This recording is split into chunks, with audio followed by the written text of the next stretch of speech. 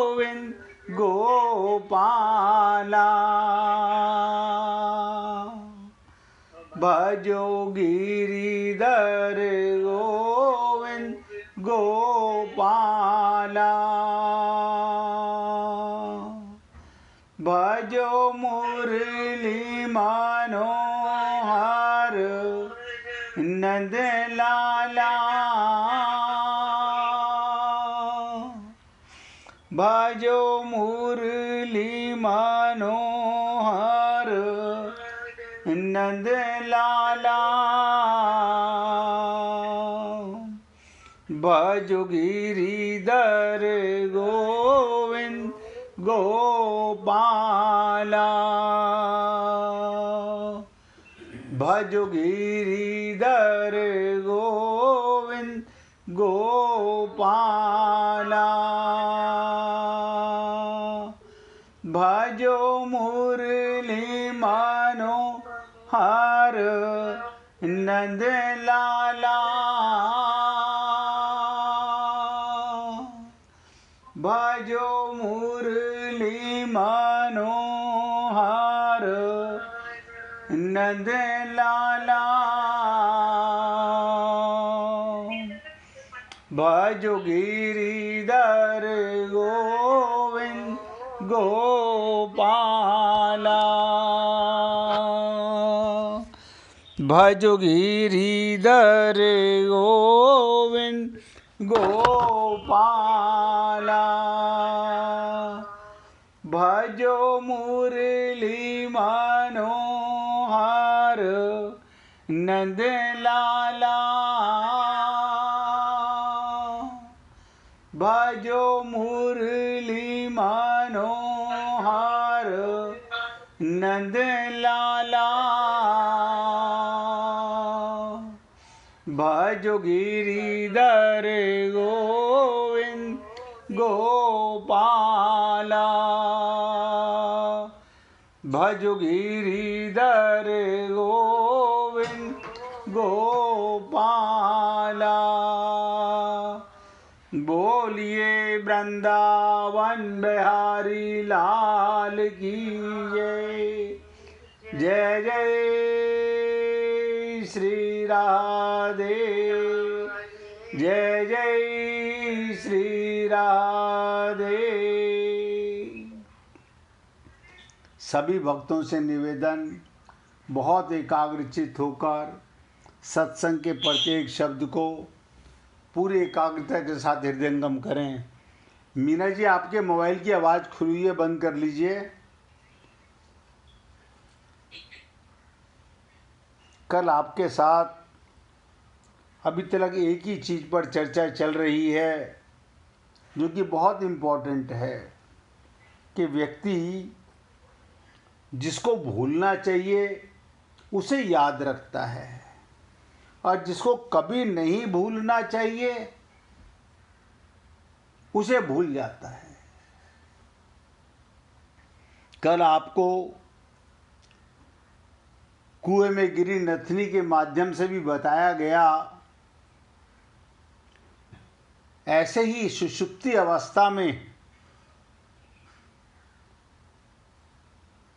अहम का अनुभव तो सबको होता है कि अहम नहीं था, गहरी नींद में मैं नहीं था, कोई अहंकार नहीं था, कोई अज्ञान नहीं था। कमाल की चीज है।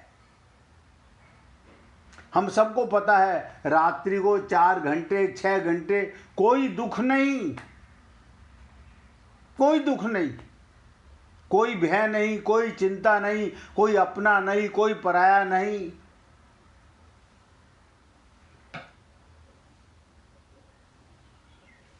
लेकिन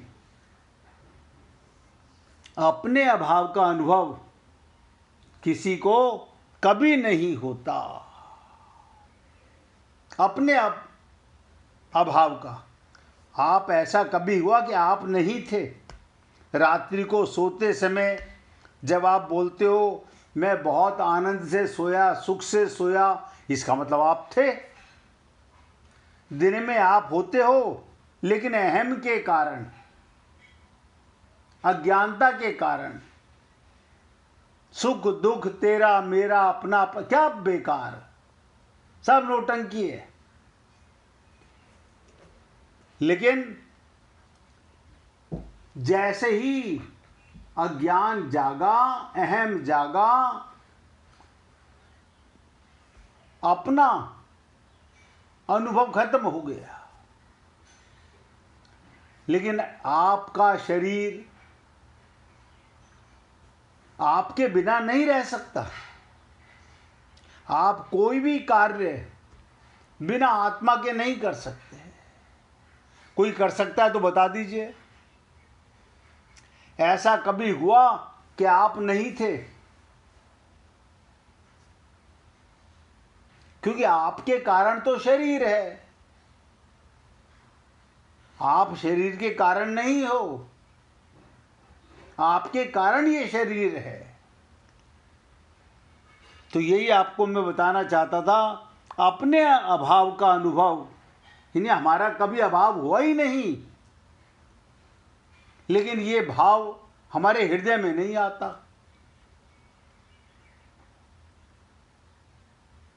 अहंकार भी, ये स्त्री भी, ये पुरुष भी, ये मैं ब्राह्मण हूं, मैं स्त्री हूं, ये भी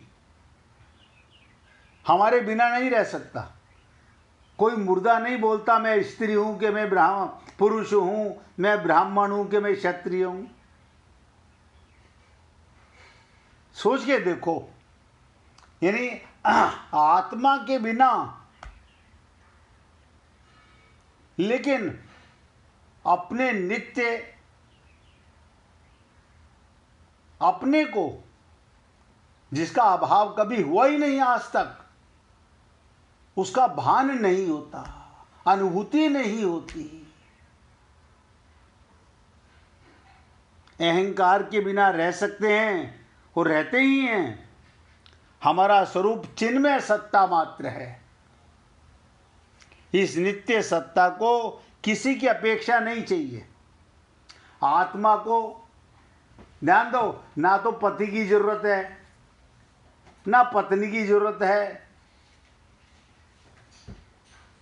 ना धन की जरूरत है, ना ज्ञान की जरूरत है।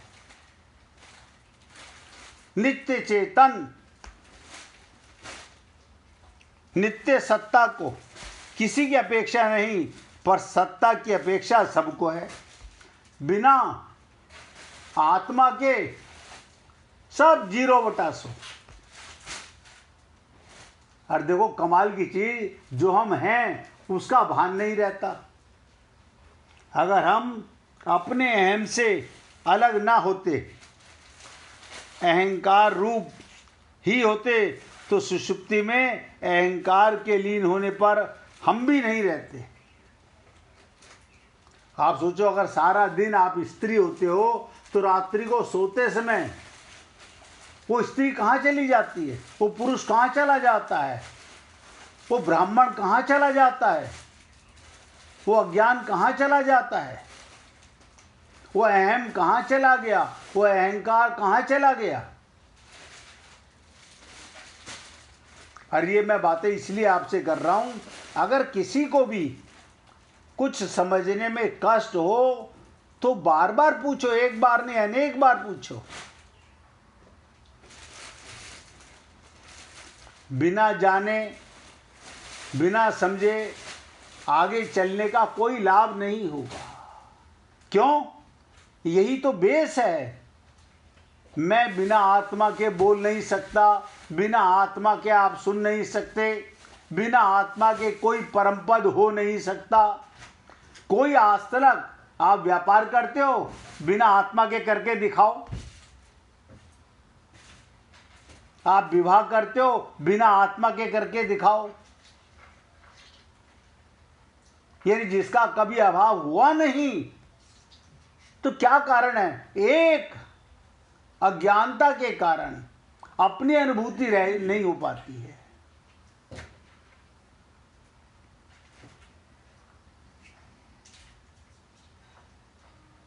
हम सदा थे, सदा हैं और सदा रहेंगे। इसलिए अगर अभी भी खोपड़ी में ये बात आए हम मर जाएंगे, तो इसका मतलब आप सत्संग में हो ही नहीं, आप सत्संग में नहीं हो, अज्ञान में हो, स्वप्न में हो, अंधकार में हो। काय का शोक, काय का भय, काय की चिंता, काय का सुख और काय का दुख।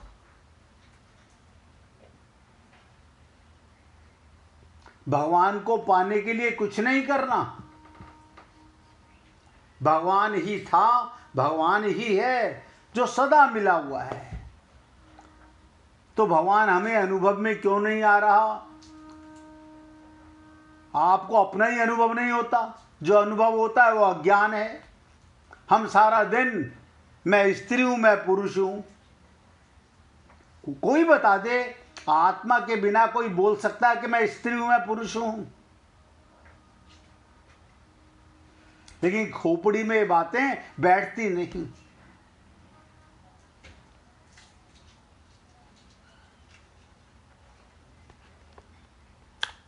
आवश्यकता, शरीर की आवश्यकता ही मनुष्य को पराधीन बनाती है। शरीर नहीं था तब भी आप थे, शरीर नहीं रहेगा तब भी आप रहोगे। इसलिए कहा गया, हे अजन्मा, आपका जन्म हुआ ही नहीं कभी, लेकिन खोपड़ी में हमारे बैठ गया, हम तो हर साल जन्मदिन मनाते हैं। अरे बाबा, वो शरीर का जन्मदिन मनाते हो, आत्मा का जन्म नहीं होता। अगर शरणागति हो जाए तो आत्मा का तो ज्ञान होता है। अरे मैं आत्मा तो था, महात्मा बुद्ध ने यही तो कहा, मिला हुआ तो परमात्मा सदा से था, मुझे बोध नहीं हो रहा था। जब जागो तब सवेरा, अन्यथा मोह निशा रात्रि में, मोह निशा रात्रि में हम सब पागलों की तरह सोए पड़े हुए हैं।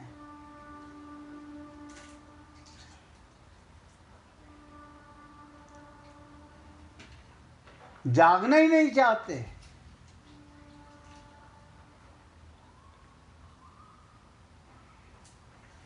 आवश्यकता तभी पैदा होती है जब मनुष्य उस वस्तु को स्वीकार कर लेता है जो अपनी नहीं है। मैंने अपने को शरीर माना। कर्म योगी किसी भी वस्तु को अपने और अपने लिए नहीं मानता, संसार की और संसार के लिए मानता है। आपको शरीर मिला, ये किससे मिला? प्रकृति से। किसके लिए मिला? प्रकृति के लिए। संसार से मिला शरीर, संसार के लिए।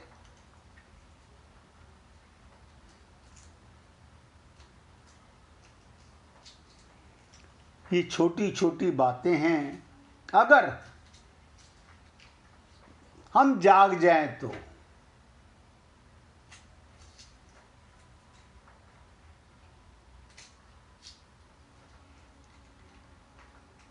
कामना और आवश्यकता दोनों का त्याग करने का तात्पर्य है वस्तुओं की कामना भी ना हो और निर्वाह मात्र की कामना, शरीर की आवश्यकता भी ना हो। ध्यान से सुनो, निर्वाह मात्र की कामना, शरीर की आवश्यकता भी ना हो। कारण कि निर्वाह मात्र की कामना भी सुख भोग है। इतना ही नहीं, शांति, मुक्ति, तत्व ज्ञान आदि की प्राप्ति करने की इच्छा भी कामना है। अब भगवत प्राप्ति कैसे होगी बताओ? लोग अक्सर पूछते हैं हमें भगवान कैसे मिलेंगे? मिलते तो हैं, रोज जाते हो मंदिर, तो भगवान तो मिलते हैं तुम्हें।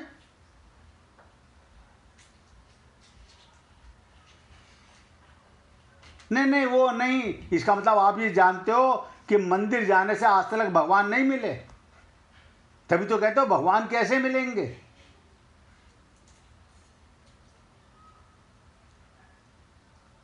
कभी किसी गुरु से पूछना है तो ये पूछो कि मेरा अज्ञान कैसे मिटेगा, मेरा अहंकार कैसे मिटेगा, मेरा भ्रम कैसे मिटेगा। मुझे कुछ नहीं चाहिए,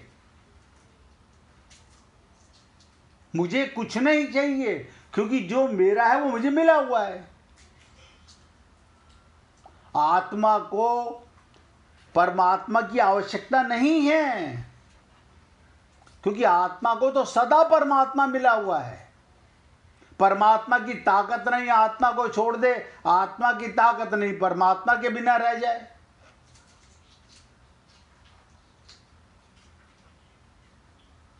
तड़प नहीं है, आग नहीं है, उत्कंठा नहीं है।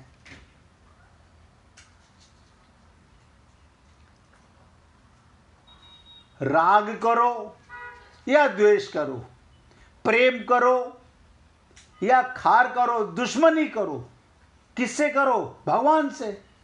क्यों? वही तुम्हारा है। अगर मोहब्बत करनी है तो भगवान से करो ना, या भगवान के परिवार से करो। भगवान का परिवार कौन सा? जो भगवान को पा चुका। वैसे तो सारा ही भगवान, संसार भगवान का है, लेकिन वहां तो हम अपना पराया करते हैं। ये मेरा नहीं। कभी नहीं मिलेंगे भगवान। इसीलिए कहा जाता है तत्व ज्ञान आदि को भी प्राप्त करने की इच्छा भी कामना है। हमें तत्व ज्ञान हो जाए। अरे बाबा, ये कहो मेरे ऊपर माया का जो जाला है, बादल छट जाएं, कामना मिट जाए, आवश्यकता मिट जाए, सदा आनंद में रहते हो और आनंद के लिए तरसते हो।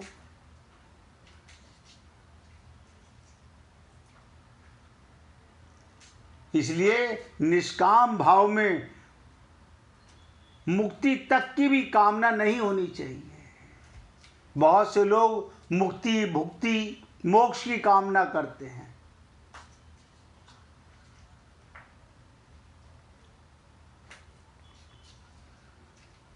अब मैं आपको इस श्लोक की, दूसरे अध्याय के 71वें श्लोक की बस छोटी छोटी सी 4 बातें बताने जा रहा हूं।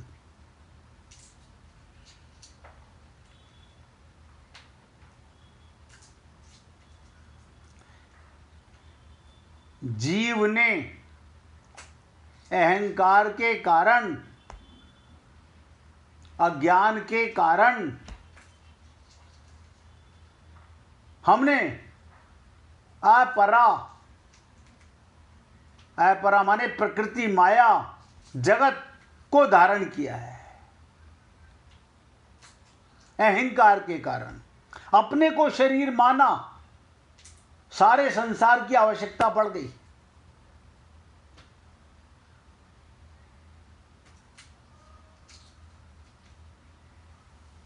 अतः निरअहंकार होने पर अपरा प्रकृति का निषेध, संबंध विच्छेद हो जाता है। अभी हमने संबंध जोड़ा हुआ है नहीं, माना हुआ है। मुझे कोई बता दे इससे मेरा संबंध है, किससे संबंध है? आप बताइए। संबंध तो वहां होता है कि वो भी चेतन, मैं भी चेतन। हमारा मकान से संबंध है, मकान तो जड़ है, आप चेतन हो। बताओ कैसे संबंध है? ध्यान से सुनो, आपका और आपके शरीर का भी संबंध नहीं है। आपका और आपके शरीर का भी संबंध नहीं है, केवल माना हुआ है ये मेरा शरीर। तो शरीर को भी बोलना चाहिए।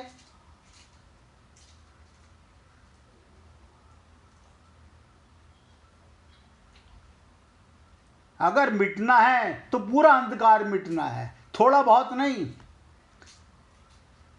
देखो, दुश्मनी में भी भगवान मिलता है,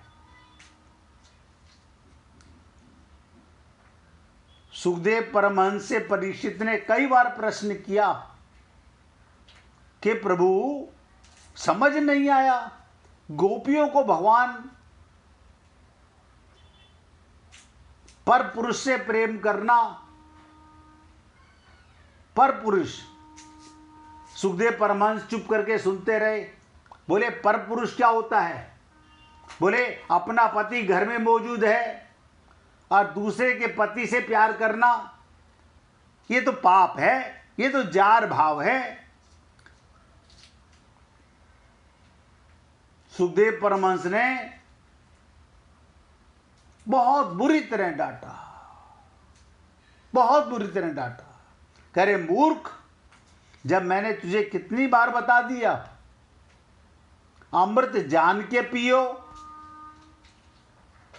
या नफरत से पियो, अमृत अपना काम करेगा। आपने जहर जान के पिया तो मरोगे, अनजाने में पिया तो मरोगे। शिशुपाल ने भरी सभा में भगवान को गालियां दी, अब भगवान के लोक में गया। दुश्मनी पाली, केवल किससे पाली? भगवान से पाली।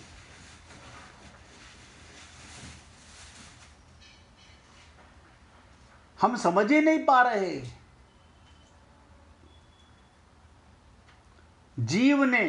जीव कौन है? चेतन, अहंकार के कारण अपरा प्रकृति जगत को धारण किया है। अहंकार के कारण। आप बताओ, शरीर ने आपको कभी कहा कि मैं तुम्हारा हूं?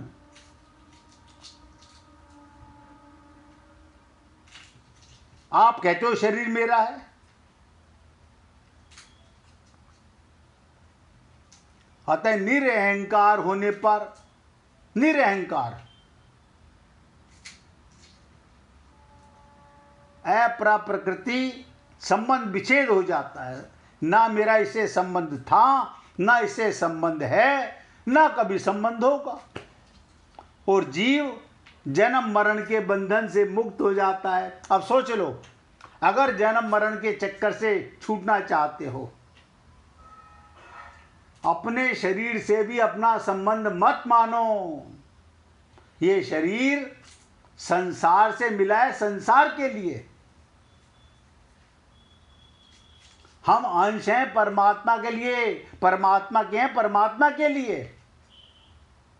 और हम पागलपने में, ये मेरी मम्मी, ये मेरे पापा, ये मेरा भाई, ये मेरी बहन, ये मेरा पति, ये मेरी पत्नी, अब कूड़ा करकट में मन लगा करके पागल हुए पड़े हुए हैं। प्यार करना है तो आत्मज्ञान से करो, उसे भगवान का मान के प्यार करो। आत्मा का विवाह शरीर से कभी नहीं होता, शरीर का विवाह शरीर से होता है। और आपका संबंध सदा से भगवान के साथ है। देखो, किसी की जरूरत नहीं, परमात्मा से कोई गुरु संबंध कराता नहीं है, बताता है। गुरु क्या करता है? आपकी बुद्धि में, आपकी खोपड़ी में अज्ञान जो भरा हुआ है उसे मिटाता है। जैसे पानी में फिटकरी डालो तो पानी शुद्ध हो जाता है,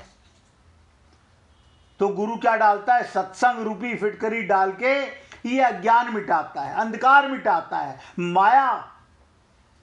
बस भगवान तो सदा मिला हुआ है।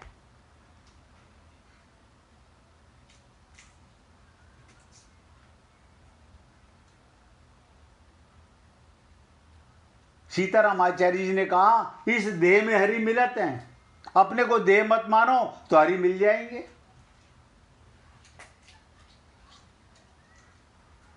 हरि था, हरि ही है, हरि ही रहेगा जो आपको मिला हुआ था। लेकिन हम लोग पागलों की तरह हैं, हाय मर गया, हाय मर गया, हाय मर गया। जिसे तुम मर गया कह रहे हो तो 24 घंटे मर रहा है। कोई बता दो, 1 सेकंड भी हमारा शरीर मरने के बिना रहता, खाते खाते मर रहा है, हैं? सांस लेते लेते मर रहा है, सोते सोते मर रहा है, खेलते खेलते मर रहा है, पति पत्नी प्यार करते करते दोनों मर रहे हैं। क्या शरीर, आत्मा नहीं मरती? ना पति की ना पत्नी की, शरीर दोनों का मर रहा है।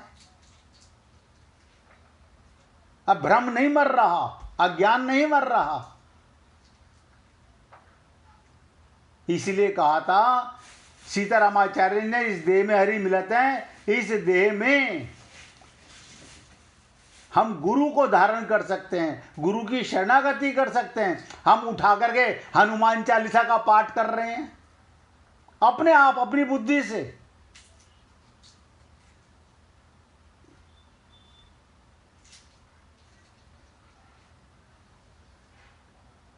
इसलिए कहते हैं निरअहंकार होने पर संसार से संबंध विच्छेद हो जाता है और जीव जन्म मरण के बंधन से मुक्त हो जाता है। सबका त्याग होने पर भी अहंकार शेष रह जाता है, पर अहंकार का त्याग होने पर सबका त्याग अपने आप हो जाता है। यानी क्या बताओ, हमें संसार में रहना है, शरीर में रहना है निरअहंकार होकर के, तो आपका कोई था नहीं, है नहीं, कभी रोओगे नहीं किसी के लिए, वरना अज्ञानता को रोते रहते हैं बैठे हुए हम लोग। मम्मी गई, पापा गए, अरे बाबा सारी दुनिया के मम्मी पापा गए, तुम्हारे स्पेशल चले गए, तुम नहीं जाओगे? जिसे तुम मैं कहते हो वो भी जाएगा।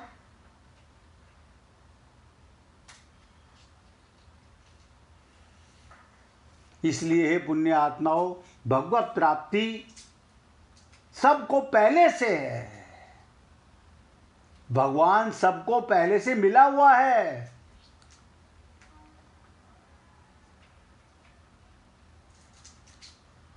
किसी गुरु के पास जाओ तो ये सोच के जाओ कि मेरा अहंकार कैसे मिटे, मेरा पागलपन कैसे मिटे, मेरी अज्ञानता कैसे मिटे।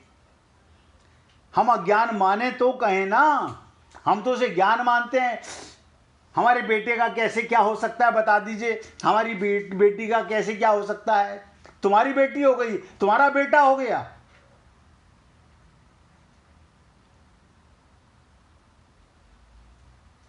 मतलब पागलपने की कोई सीमा नहीं इंसान की। आप लोगों को मेरे शब्द अजीब तो लगते होंगे, लेकिन सोच के देखो, ये धोखा, आंख बंद करते ही ना मम्मी अपनी ना पापा अपने। कहाँ गया, कहाँ गई मम्मी, कहाँ गए पापा, ना ना पता नहीं कहाँ गए। आप तो मम्मी के पेट से आए थे, तो मम्मी के साथ गए नहीं।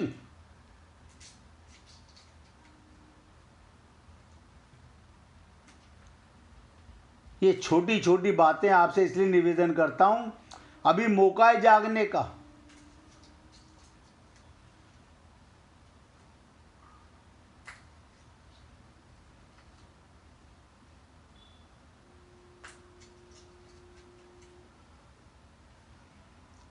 छोटी छोटी बातों को आपने देखो, हम जाति का अहंकार करते हैं, यही तो अज्ञान है। अरे अगर अहंकार करना है तो ये मान के करो मैं आत्मा हूं, मेरा परमात्मा है। ये कूड़ा करकट का क्या अहंकार करते हो?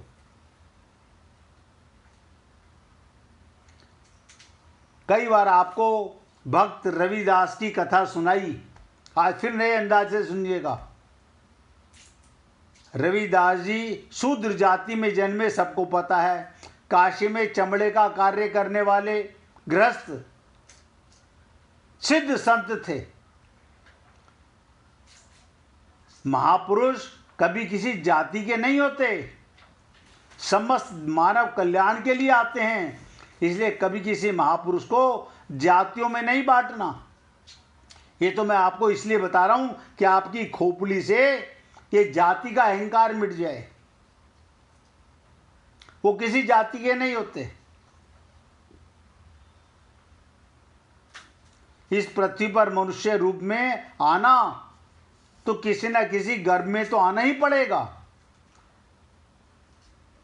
भगवान भी किसी के गर्भ में नहीं जाते, लेकिन लीला करते हैं। तो कौशल्या को भी महसूस होता है कि मेरे पेट में बच्चे हैं। भगवान पेट में कैसे जा सकते हैं जिसके पेट में सारी सृष्टि रहती है।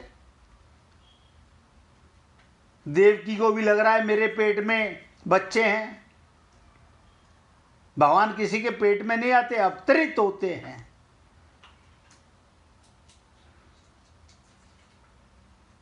लेकिन रविदास जी गृहस्थ संत थे।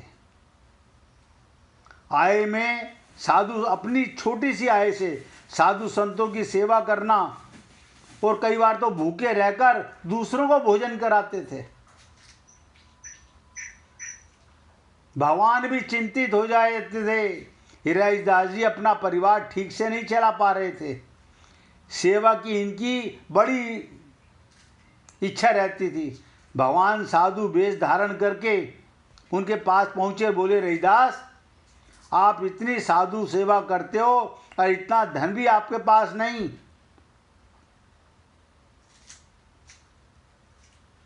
इतना धन भी आपके पास नहीं, हमारे पास ये पारस पत्थर है। ध्यान से सुनिएगा, आप इसे रख लीजिए और इससे सोना बनाकर उसे साधु संतों की गौ सेवा में लगाइए। आज तक यही सुना था ना, पारस पत्थर रख लीजिएगा। लोहे की जिस चीज को छुआओगे वो सोना बन जाएगा। रविदास जी ने क्या कहा, बाबा मुझे अभी इसकी आवश्यकता नहीं। देखिएगा, और हम पागल हुए पड़े हैं धन के पीछे। अभी मुझे इसकी आवश्यकता नहीं, जितना हो पाता है मैं अपने द्वारा सेवा कर देता हूं। भगवान के आग्रह पर भी रविदास जी बोले, अच्छा इसे ऊपर छप्पर में कहीं अटका दो, मुझे नहीं चाहिए। भगवान रविदास जी ने भोजन कराया, लेकिन अब रविदास जी का मन नहीं लगता।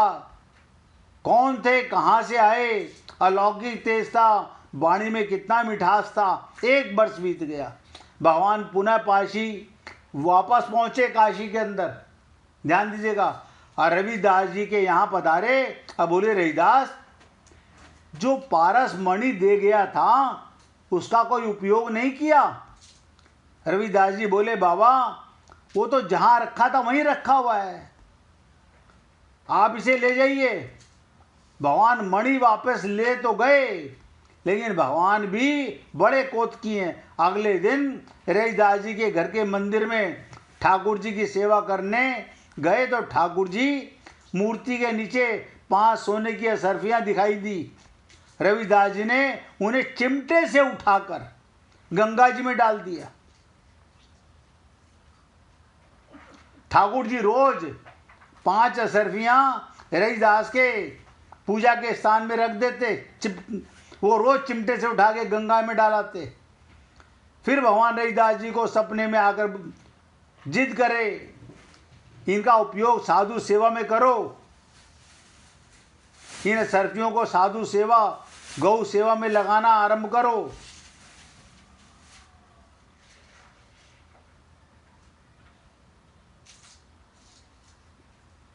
आप सोचो, भगवान भी,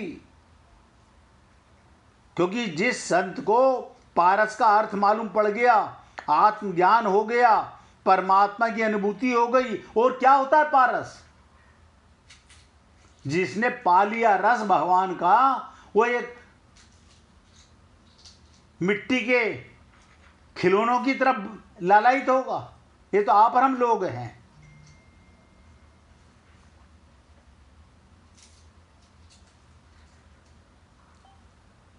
इसलिए हे पुण्य आत्माओं, आखिरकार भगवान थक गए कि मैं इससे हार गया, मैं रविदास को झुका नहीं सका। संत झुका नहीं करते, क्यों? वो सत्य को जान जाते हैं। ये तो हम लोग हैं, माया के पीछे भागने लगते हैं। भगवान संत के पीछे भागता है और हम माया के पीछे, प्रकृति के पीछे, संसार के पीछे भागते हैं। 1 मिनट भगवान का कीर्तन कीजिए, फिर आगे चर्चा करेंगे। गोविंद गोविंद गोपाल भज मन गोविंदा,